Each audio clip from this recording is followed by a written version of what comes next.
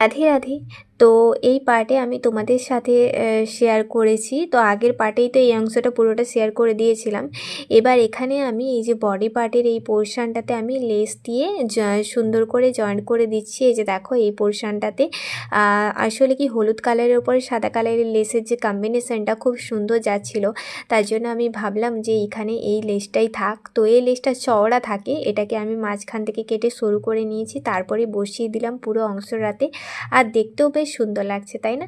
তো যাই হোক, তোমাদের কেমন দেখতে লাগলো অবশ্যই জানিও। আর আমি প্রথমেই সামনের অংশটা থেকে মানে আমার ডান দিকটা সেলাই করে নিয়েছিলাম, তারপরেই আমার বাম সাইডটা পুরোটা সেলাই করে নিলাম। তো লেসের দুটো সাইড যেহেতু জয়েন্ট করতে হয়, এরপর আমি কোমর পট্টিটা সুন্দর করে বসিয়ে দিচ্ছি। তো এই ভিডিওর বড় ভিডিও অলরেডি আমার পোস্ট করা হয়ে গেছে, যারা যারা দেখোনি অবশ্যই এই ভিডিওর ক্যাপশানের উপর বড় ভিডিওর লিঙ্ক দেওয়া থাকবে, তোমরা চেক আউট করে নিতে পারো। সেখানে পুরোপুরি মাথার ব্লাউজের স্টিচিং আমি শেয়ার করেছি, এছাড়াও কাটিং যদি দেখতে চাও সেটাও আমি শেয়ার করেছি, তোমরা চাইলে আমার লং ভিডিওগুলোতে তোমরা পেয়ে যাবে। তো এই হচ্ছে আমার মাসা ব্লাউজের ফাইনাল লুক। তো কেমন লাগলো অবশ্যই জানিও, এটা আমি ফার্স্ট টাইম ট্রাই করলাম আর কি এবছর পুজোতে। তো যাই হোক, কেমন লাগলো জানিও। রাধে রাধে।